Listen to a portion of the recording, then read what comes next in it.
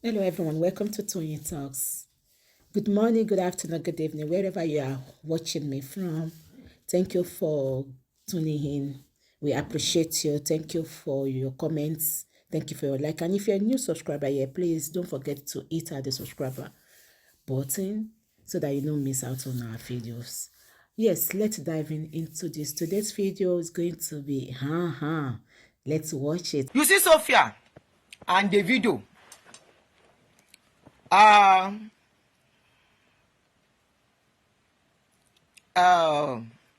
it's Sophia that needs to move on. What Davido is doing is right, fighting for the love of his child. But Kalo money, honestly, if he had known èèyàn kan obìnrin kan ló yẹ kó bímọ fún bó ṣe wà yẹn tó bá fẹ́ nísinmi. Like some people will say, you no hear anything, they don't cut your hair. Wọ́n ti gàṣà kélé tí lọ ẹ má gbọ́.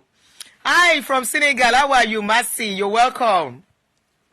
So because of you, I have to stick to English now. Mercy Sunu. I have to stick to English. No Yoruba since you have joined us. Anyway, you see Davido's case and Chioma. What is her name? Sophia. Once a man has made a mistake in life, some people will say it's not a mistake, but having children from multiple women is not something that is okay if you can avoid it. But for some people, they cannot avoid it. This is the case of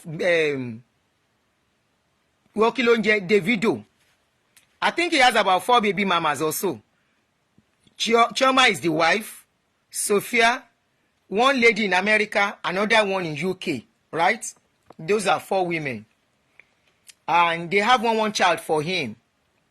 I personally don't like such life, and I don't pray it for my child, for any of my children. I have boy children. It's not a kind of life I want them to choose.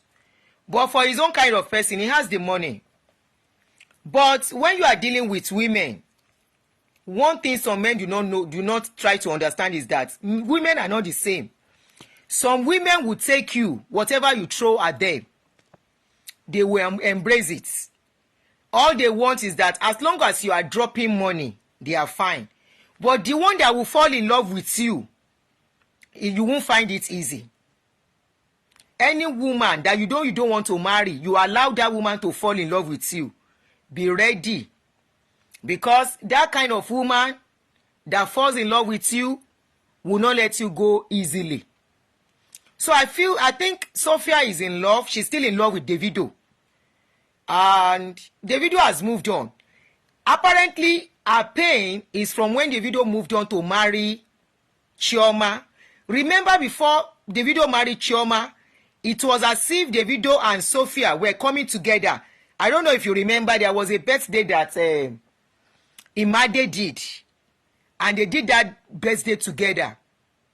If you remember, it was shortly after that he lost Ifeanyi. And they said the way Sophia behaved as at that time, before we know it, they said he has to marry Chioma before they can bury the child. And, the rest they say is story. He married Chioma and they are together. And even though it was a secret marriage, we saw the picture that they did something. Marriage na marriage, whether na Ngba whether na church. But they did Ngba which is the real marriage in our tradition as Nigerians, which is the family thing. They have done it. And officially, Chioma is the Mrs. Adeleke. But Sophia has not healed up. The mistake Sophia is making mistake. Davido too is making mistake. The mistake Sophia is making is letting go. Some women are like that.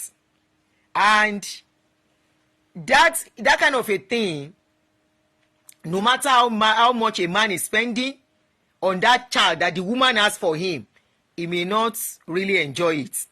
You know why? For some years now, for about 2-3 years now, Davido has not been in Imade's life like he used to be. Imade, there is nobody that doesn't know that Davido and Imade love each other. That girl really dotes on the father. The father loves her so much, you know. And after the breakup, probably, I don't know, maybe it was Sophia, but we know Sophia came out complaining that so Davido does not give that child attention anymore. I remember she posted something similar. I mean, something like that Davido is not giving the child attention anymore. And I remember I did a video. I don't know if it was one of my lost pages or this one. And I said, this thing Davido is doing, you cannot say because you are married to a woman. The woman you are married to have to understand that you have other baby mamas and that they have children for you. If you truly want to be in the life of those children, there is an understanding you have to have with the woman at home. There is a way you have to settle that area as a man. And even at that, you need a lot of wisdom so that even the women. Kí ló fẹ́? Ó ti jẹ́ tọ́jú ẹ tán. Ó like. Well done. I said the woman has to be understanding in the sense that Davido may not be able to go. If he's going to see the baby mamas, something else will happen. And a lot of women will not be able to tolerate that. I mean, a lot of all those baby mamas might use that opportunity to get pregnant for him again. I said, at this stage, Chioma really needs, Davido really needs wisdom to handle this case. I said, if not, at the end of the day, he may lose the love of these children. And we know he loves children a lot. We know that very well. So as he go marry Chioma, that one day for Sophia mind. And you know what? I want to believe at a point, probably during that time, that he was having issues with Chioma. Remember, he was having issues with Chioma before that little baby.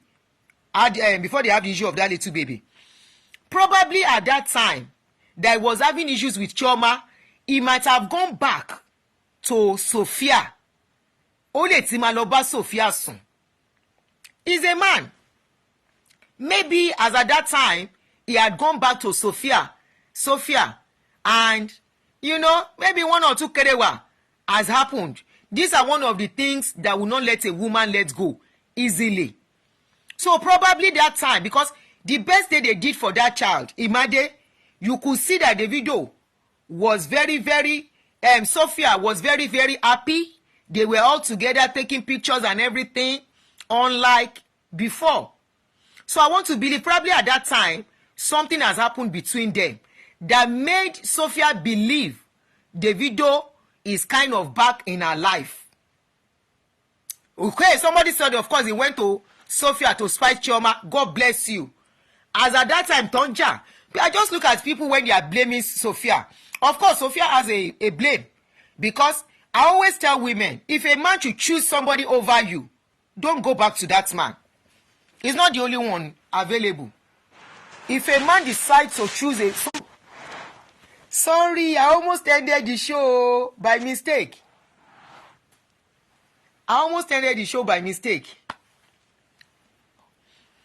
So if a man has chosen somebody over you, don't give him another chance.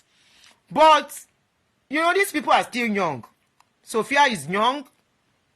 Chioma is young. Davido is the one that is playing game as a man between the two of them. We can say it like somebody said, now by force, she needs to move on. If you are not there, you cannot judge. We love differently. We attach differently. If a man is done with somebody, it is the man we should look at. Why did he go back to her? Why didn't he choose somebody else to spite Chioma? That time they were having issues. He went back to Sophia. Sophia is not 38, oh. 38. Ọmọ yẹn ò lè tó 38 láíláí. Ọmọ ọdún mélòó ni gẹ́ yẹn? How can she be 38? Nbo lẹ ti rí yẹn? 38 long. You are telling me that girl is almost 40. Eh? Anyway, so he went back. And probably that made Sophia to think a man don't come back. Remember, we are talking about somebody that is a star. You remember, we are talking about somebody. Sophia is not from a poor family. Well, we are talking about somebody that has money. And as a woman, a weaker vessel, when a man will come and do cho for you, you self go open leg. Man, we don't misbehave. You open leg again. The man use that opportunity to still enter your brain. That is the mistake of Sophia. Now, reason why she's fighting dirty is because of that reason. During that time that there was break between Sophia and Chioma and Davido, she thought he would choose her. But a man that has gone for one woman, second woman, third woman, where they get belle for her. Sometimes now we women, they look for trouble by ourselves. Honestly. But I think it will get to a stage before some women will understand. We can talk like this because we are matured now. We have seen it all. So we can talk like that. But even at that, I will tell you some of my people's age. They will still, there are some my age mates that will still be clinging to a man that doesn't want them. That is just their own nature. Nobody will teach them lesson. Okay, she's 37. Ó dàgbà ńgbà yẹn o. Ó ju Davido lọ gan ṣá. Anyway, that's still not too much. 5 years. Dare Atalade àti ìyàwó ẹ̀ is 10 years gap between them, and they are still together since they've been married. So age is just a number. So let's take the age out of it. So after everything, she now saw, we don't know the promise Davido made for her.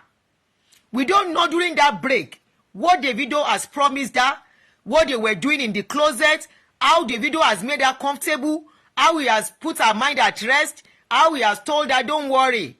You know men now, why are we talking like this?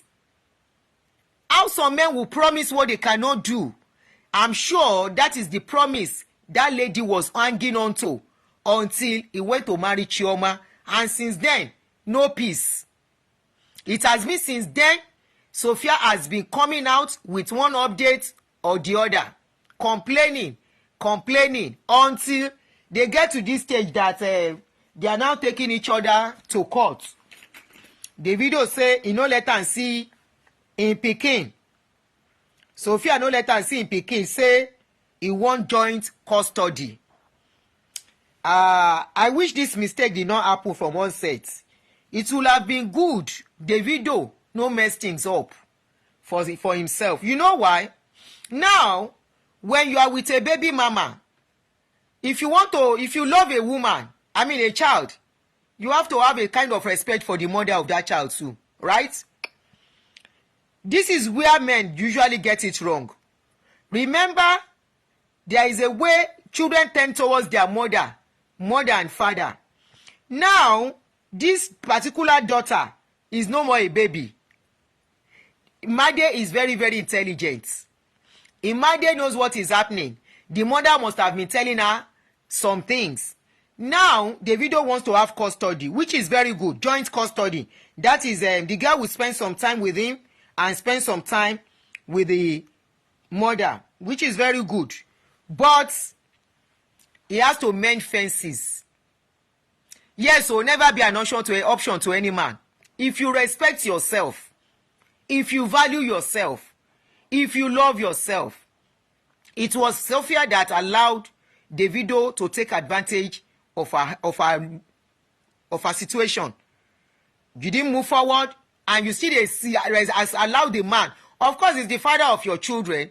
There should be a boundary. He's just the father of your children, of your child.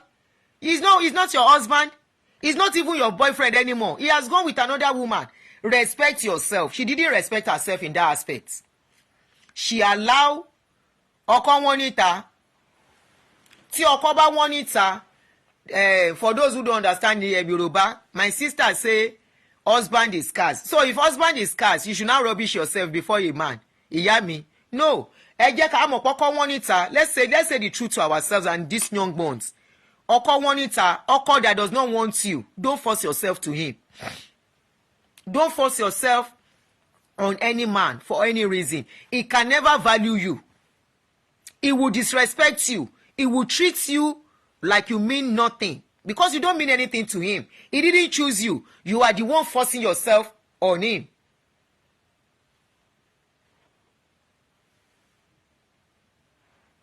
You are the one forcing yourself. A man has to want you. If a man doesn't want you and you just make yourself available, it won't easier said than done, ma. It won't níbẹ̀. It won't níbẹ̀. Is she the first person that will first have a child for a man? What one is easier said than done. There are some people. Okay, what about people that are working out of marriages?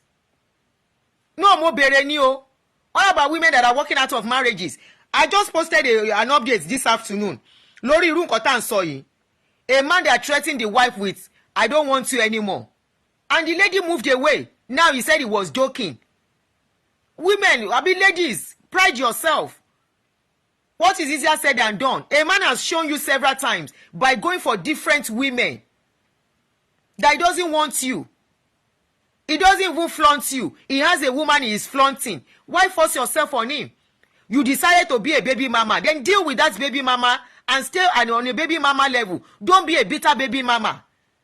If you decide to have a child for a man that doesn't want you because of common with the baby more, I'm always talking about this thing. You should know you are just having a child. You don't have a man. Why would you want to force yourself on a man that doesn't? Why would you want to say because you have a child for a man automatically has become your husband? He's not your husband. He is not. Kò bímọ mẹ́wàá fún tí ò bá fẹ́, tí ò respect yẹ, tó jọ́tọ̀ níbi tọ́kùn ẹ wà. You are only fooling yourself. This guy has shown in every way.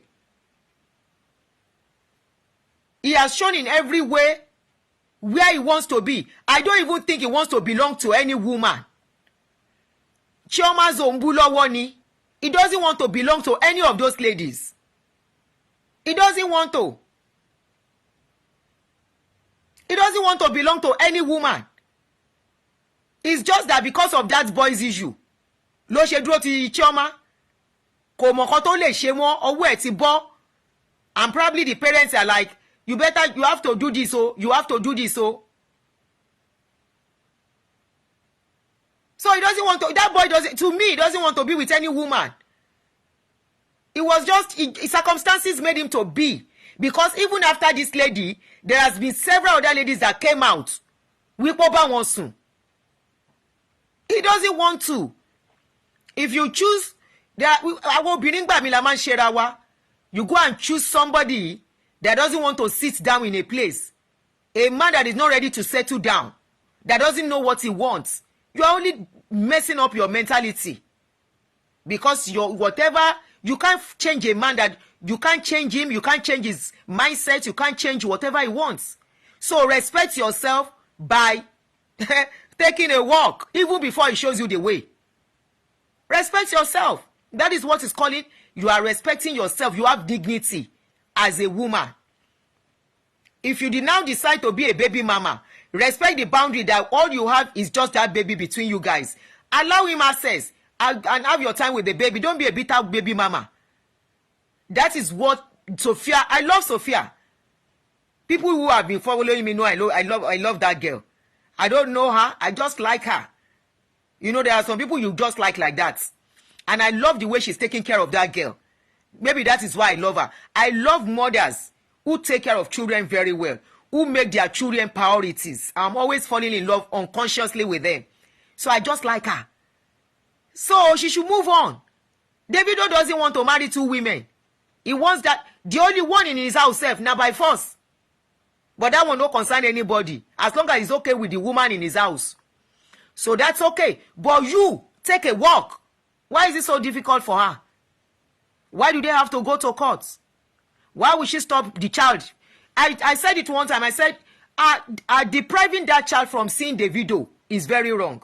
I said it will be Mirango now. It's very wrong. That child has a bond. When you take your child to punish a man, it is that child you are punishing, not that man. You are depriving that child of fatherly love. Fatherly love is not mother's love. Mother's love is different from father's love. And that's why a lot of women that are deprived father's love, they grow up craving love in wrong places. Yes, so Chioma ti degungun ẹja sí lọ́rùn kò sí nǹkan tó lè ṣe. Àgbélébùú nìyẹn. Wọn bá dẹ̀ máa jà kán máa lura wọn bọ́n ṣe máa manage ara wọn nìyẹn.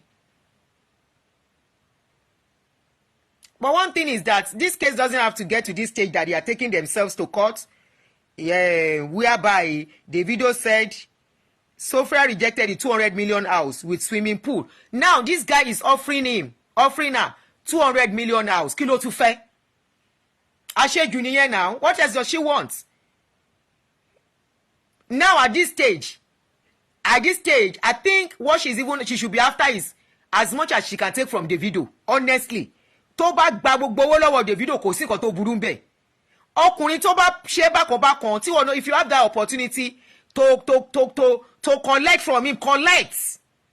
Ìyẹn náà ń pè ní smart lady. Source gangan was the source is not available. The source is not available and can never be available. The guy is offering you 200 million house with swimming pool. Ó lóun rà fún Imade, she and Imade. Why is she not accepting that? Kí ló tún fẹ́? Kí ló tún fẹ́? She's not even thinking of that child. That child loves the father so much. Imade love Baba. Baba know they love her. She's not even thinking of that. Kí ló tún fẹ́?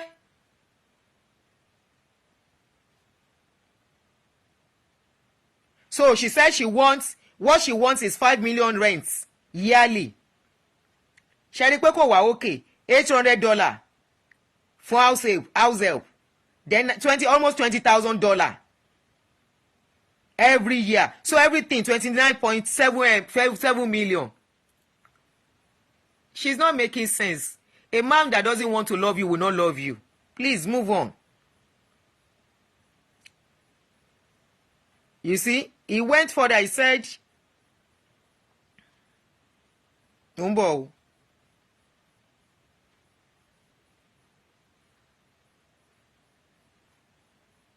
So the guy, they have gone to court anyway.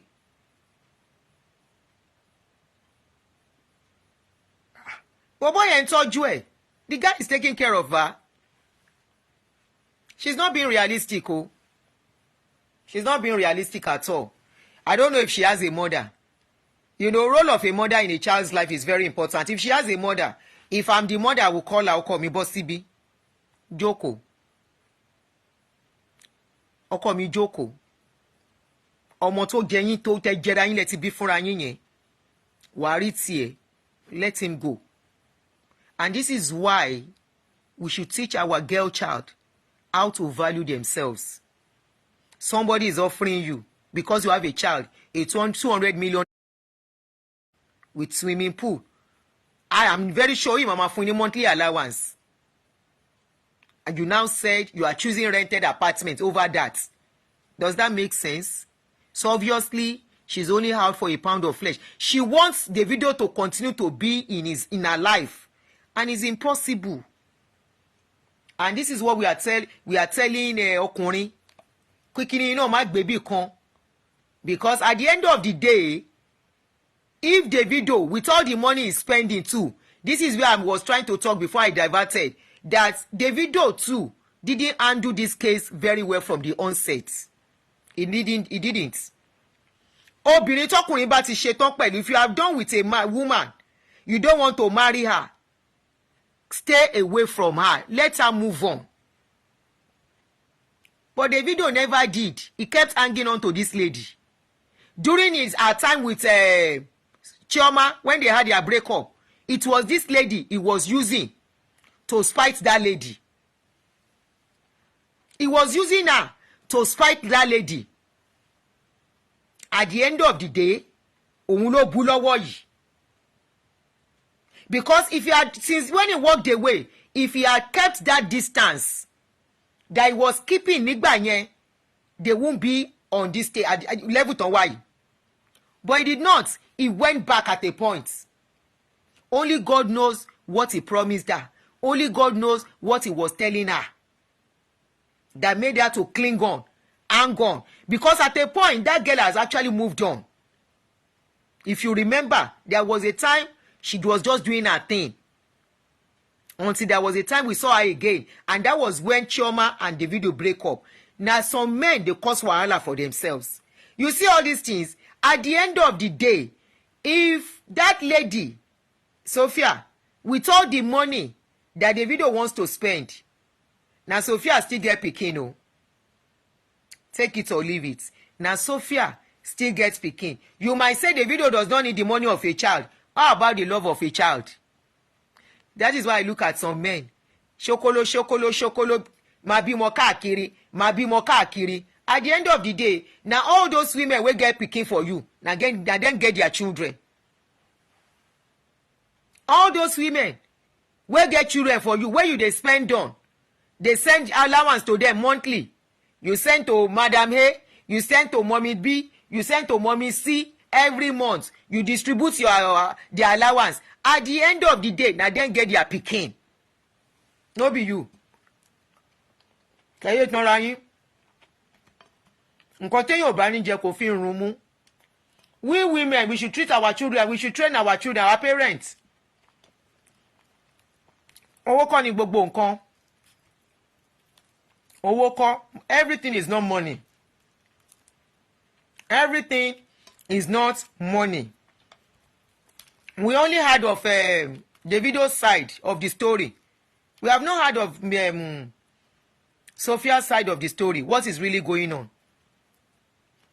We don't know what is really her pain gangan. Some of us are just assuming pé bóyá because they don't want to marry her. What if Davido was not giving the child attention again? What if? Remember, I said that thing. I just remember now. When that other baby died, Davido took down every picture of all his other children. I'm a woman. You are a woman. Most of you that are watching me, how will you feel if you have a child for such man? I just remember this. Ìjà tí Sophia ń bàjà, I think is more than o fẹ́ mi, o ní fẹ́ mi. I remember now, and I think I included it in that my video, that what this thing is doing is very wrong. Are you saying those other children are not children? Tẹ́ bá rántí, I think that was where Sophia bẹ̀rẹ̀ sí ní problem pẹ̀lú again. He pulled down every picture of every of his child.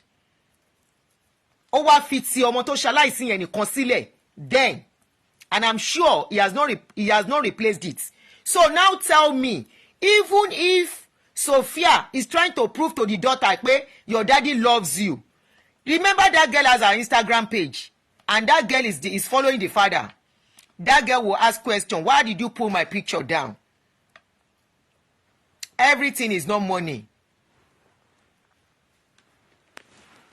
Everything. It is very likely, May Jonathan. It is very, very likely. I don't know, Mary, you are a woman. You are a woman, right? If you have a child for a man, okay, we agree it was mourning at that period. After that, down the line, 1, 2, 3 years down the line, none of the pictures has been replaced back. How will you feel? It seems, if you may not look at it that way, the other people, the other ladies in the other states, they might find it very easy. They might not bother because it's paying bills for them. If you are in abroad, kí ló ń ṣe fóònù mi tó ń pariwo? Let me turn off the lights. What's going on? George, if somebody is giving you $20,000 in America, do you need to work again? No, you don't need to work every month. So those ones, they are settled already. They don't care. We all know how it rolls here. Children here, young girls here. Once they see somebody paying their bills, even if you don't ask for them, they don't care. They get this thing from every man. Any man they can get their hand on. They will get this kerewa from any other man until you come around again and they pretend you are the only one. They don't give a hoot. So those ones might not mind. Who is that? Fear. I think it's more than money. Kí ló dé? Má jẹ yókù kúrò ẹ̀ sọ́hùn. Mi tí yò.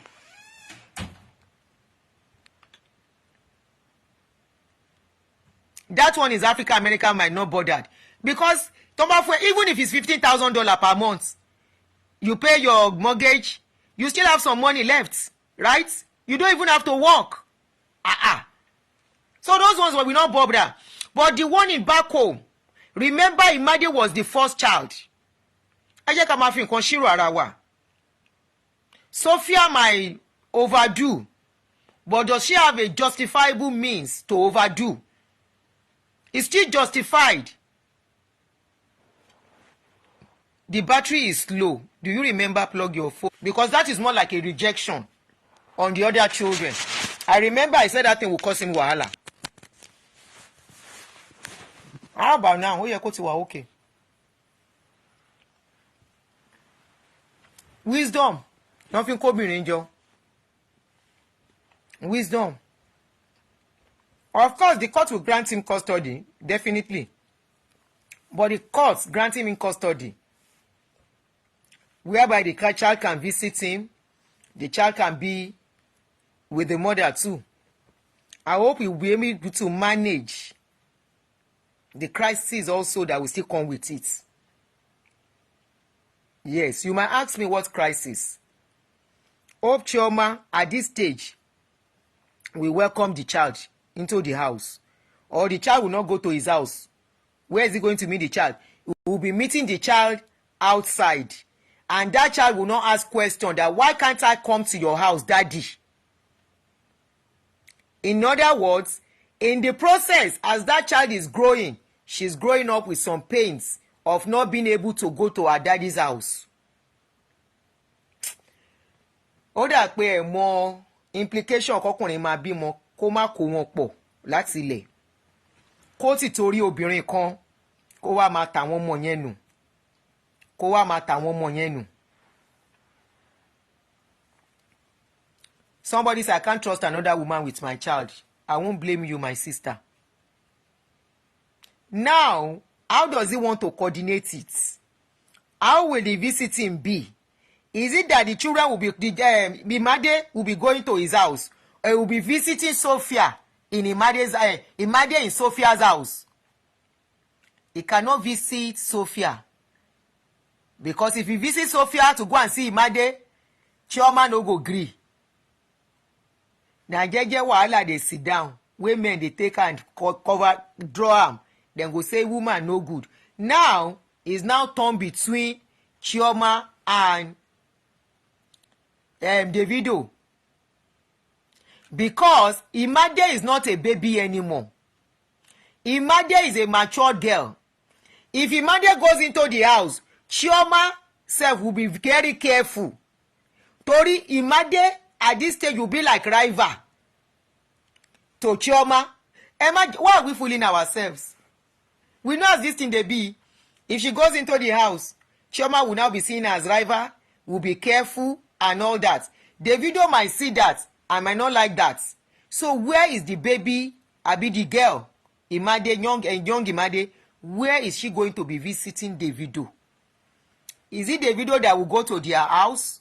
Or Davido will be seeing the child in a neutral place? And the child will not ask question. Daddy, why can't I come to your house? Area girl, you never see, and where women they see their husband's children.